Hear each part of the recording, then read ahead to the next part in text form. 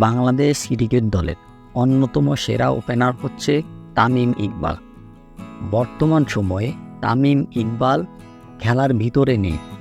এখন আশা করা যাচ্ছে যে তামিম ইকবাল খেলার ভিতরে ফিরবেন, শুধু তিনি বিপিএল খেলতেছে এবং বাংলাদেশের যে কোনো সিরিজের জন্য সে তার নাম প্রত্যাহার করে নিচ্ছে। এখন বাংলাদেশ ক্রিকেট বোর্ড বর্তমানে একটা ভাঙাগোড়ার ভিতর দিকে যাচ্ছে। যে কোনো পদ থেকে যে কেউ সরে যাচ্ছে, সে পদ খালি হচ্ছে, আবার একজন বসতেছে এবং সর্বশেষ যে একটা বিশাল পরিবর্তন হয়েছে, বাংলাদেশ ক্রিকেট বোর্ড বিসিবির সভাপতি পদ থেকে সরে গেছে নাজমুল হাসান পাপন এবং তার জায়গায় নতুন বিসিবি সভাপতি এসেছেন।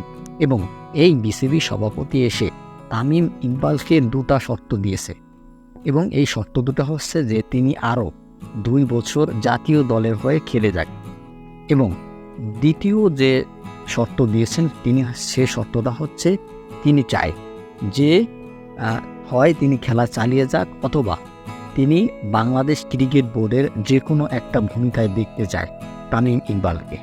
এখন তামিম ইকবালকে আসলে কোন দৃষ্টিতে দেখতে চায় ক্রিকেট বোর্ডে?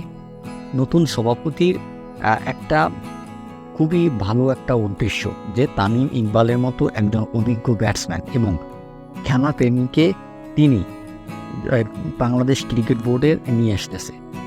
এবং সেখানে আরও শোনা যাচ্ছে যে তামিম ইকবালকে বাংলাদেশ ক্রিকেট বোর্ডের বিসিবি প্রধান তাকে প্রধান ডিরেক্টর হিসাবে দেখতে চাচ্ছে, বা যে টিম সিলেক্টর করার যে একটা কমিটি থাকে সেখানে তাকে প্রধান হিসাবে দেখতে চায়। তামিমের মেধাকে কাজে লাগিয়ে বাংলাদেশ ক্রিকেটকে আরও উন্নতর দিকে এগিয়ে নেওয়ার জন্য একটা ভালো সিদ্ধান্ত হচ্ছে এখানে।